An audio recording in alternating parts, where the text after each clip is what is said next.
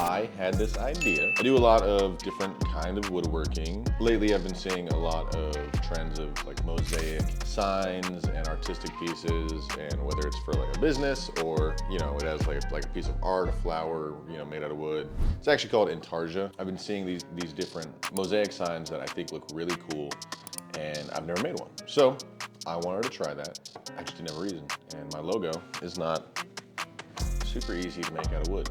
So I made this sign for the local gym that I go to, Kaw Valley CrossFit. If you watch any of my stuff at all, I don't have a lot of videos out, but I do have a lot of shorts. If you watch any of that stuff, you'll see that I use this machine right here quite a bit. So this is the Shaper Origin.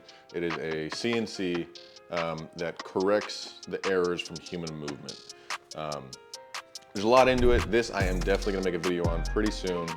So if you wanna know more about this, it'll definitely be out there probably in the next 2 months. So what I did was printed off all my letters, just normal computer paper, used some super glue and super glued them to plywood to make a template, and then I had some really nice poplar.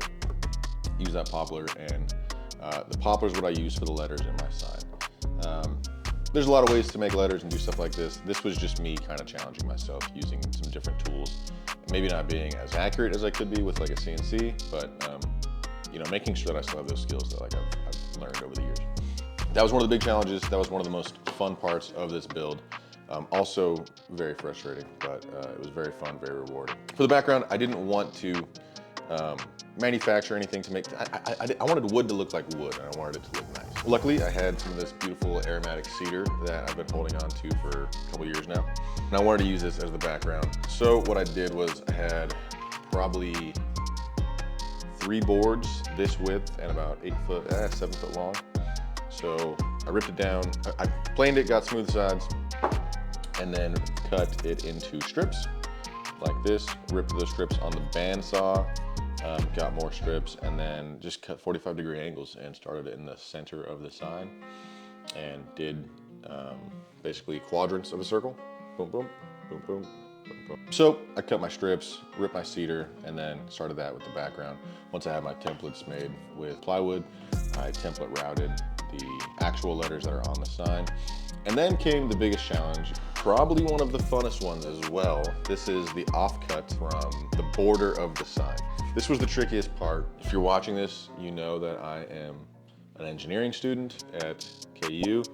It does not mean I'm good at math, very bad at math. It should have been very simple for me to do the calculations based on how wide I wanted my rim, how many pieces I had to cut, like length, right? Like if you want a pentagon, it's 5 sides. If you want an octagon, it's 8.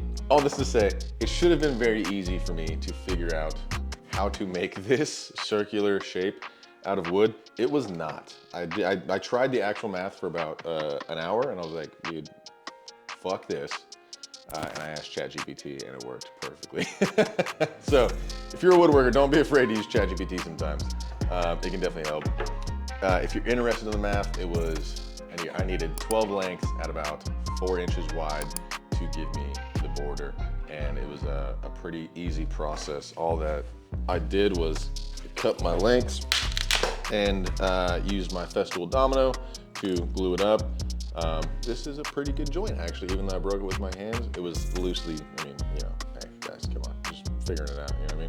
But on this side, you can't really see, but there is wood on the domino, so domino works, and I had to struggle to break it. Anyways, that was how I made this. And then pretty easy, use a scroll saw, cut my inside diameter for the circle, do the same thing on the outside, get it as close as I can, sand it to make it perfect. And then to get the 4-inch border, 4-inch border was a little bit too thick. So I actually routed it with a step down bit 3 or 4 times and got the border down to about 2 inches. And I think it came out really great. Really proud of this sign. It's my first ever sign. Making circles out of wood is really hard. If you do any of this kind of work, you know that. All in all, I mean, it was a huge learning curve. It was something that's not in my wheelhouse, not in my comfort zone, but it was very fun, and I'm super excited to do more of them. And the sign came out great. It wasn't a commissioned piece at all.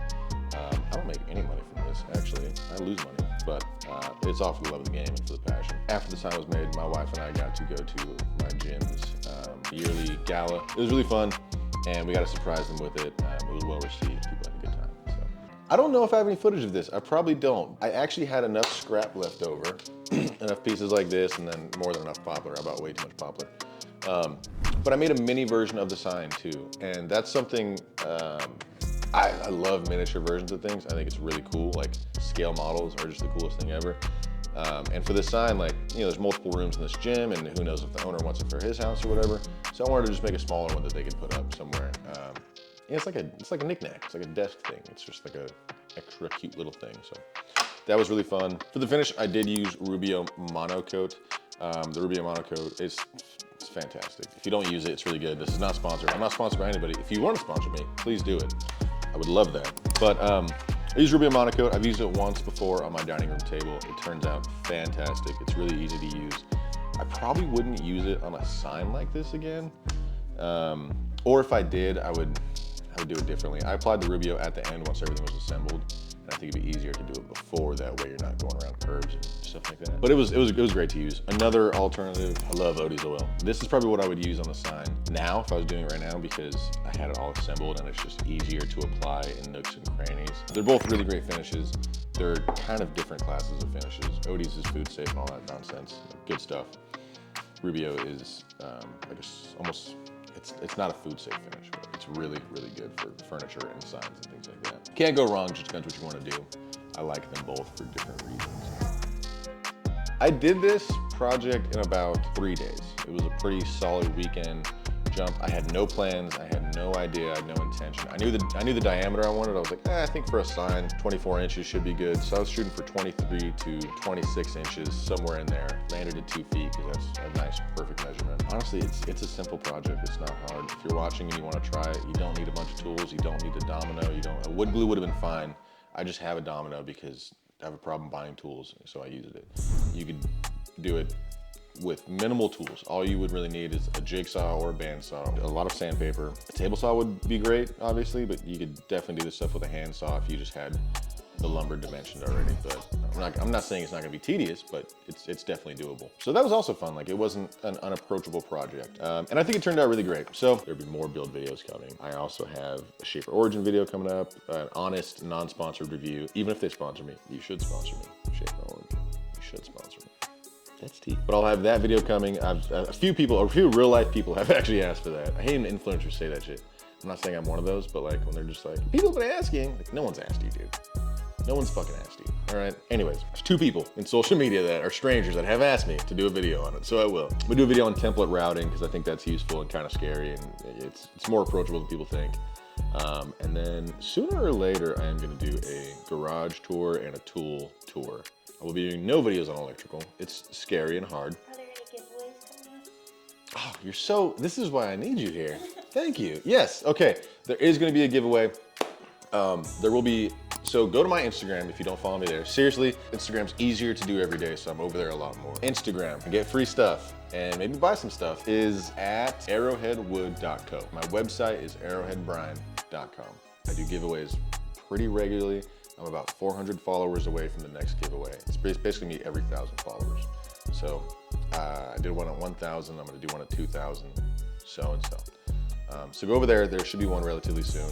And then also on this YouTube channel, I'm relatively close to 10,000 subscribers. I will be doing a giveaway then. This is a cliffhanger, seriously.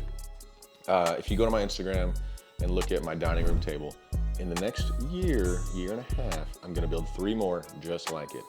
I want to find 3 clients that are willing to pay for that dining room table, but at cost. No profit, no time, nothing, just cost. And if you obviously live far enough for me in Lawrence, Kansas, to have it shipped, shipping costs as well.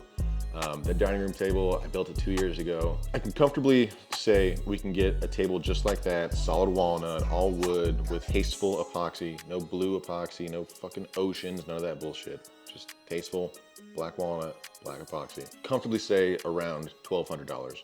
And I know that's a lot of money, I'm not saying it's not. It's not gonna be $1,200, but it'll be whatever the cost of materials are, right? So if you want a bigger table, it's gonna cost more. But the one that I have seats about 4 to 5 people comfortably. I'm doing this to grow my portfolio and help people out who want furniture that is gonna last generations. It's heirloom furniture, it's solid wood stuff. I'll be announcing that sometime in the next year. If you made it to the end of the video, this should be the end. If you made it to this part of the video, thank you for watching. It really means a lot. I hate to be that guy, but if you got anything out of this, just let me know. Drop a comment, like it, dislike it, whatever. Just give me some kind of feedback. Give me some kind of engagement. Subscribe. Yeah, subscribe. Subscribe would be great.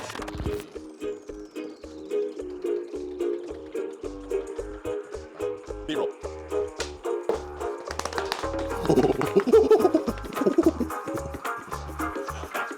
Sometimes you just gotta go monkey, dude. I don't know why.